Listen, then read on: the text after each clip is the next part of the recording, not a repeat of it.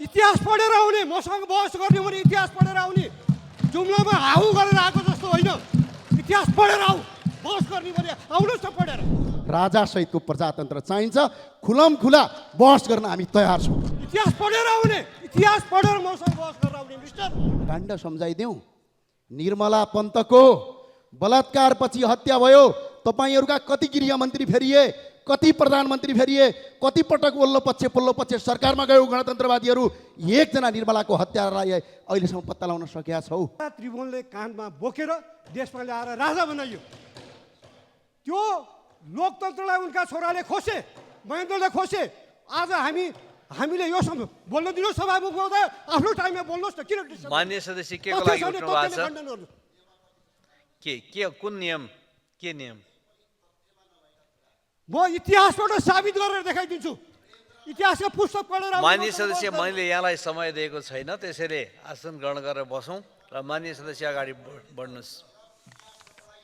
इतिहास पढेर आउने, मसँग बहस गर्ने भने इतिहास पढेर आउने, जुम्लामा हाउ गरेर आएको जस्तो होइन।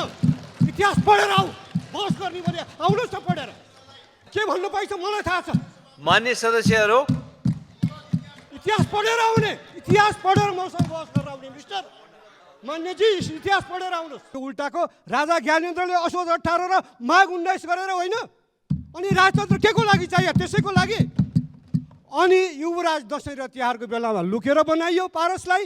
त्यसपछि युवराजले के गरे?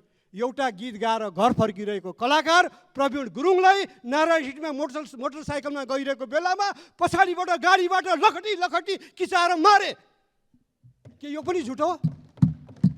अनि जब हल्ला खल्ला भएर मुद्दा चलाउनु पर्ने कुरा उठ्यो, त्यसपछि एउटा भुजेल खडा भयो, नक्कली उसले चढाइरहेको थियो गाडी भनेर। यही होइन राजतन्त्रमा भएको नमुना, कानुनको शासन। त्यसैले नेपाली जनतालाई राजतन्त्र चाहिएको होइन। र सभामुखज्यूको गम्भीरतापूर्वक एउटा ध्यान आकर्षण गर्न चाहन्छु। नेपालको अहिलेको संविधानले राजतन्त्र चिन्दैन। राजतन्त्र चिन्दैन, त्यसैले त्यो विषयमा संसदभित्र छलफल गर्न पाइँदैन। त्यसले गणतन्त्र मात्र चिन्छ। राजतन्त्र इतिहासको विषय भइसक्यो। संसारमा धेरै राजतन्त्र इतिहासको विषय हुन्छन्, किनभने राजतन्त्र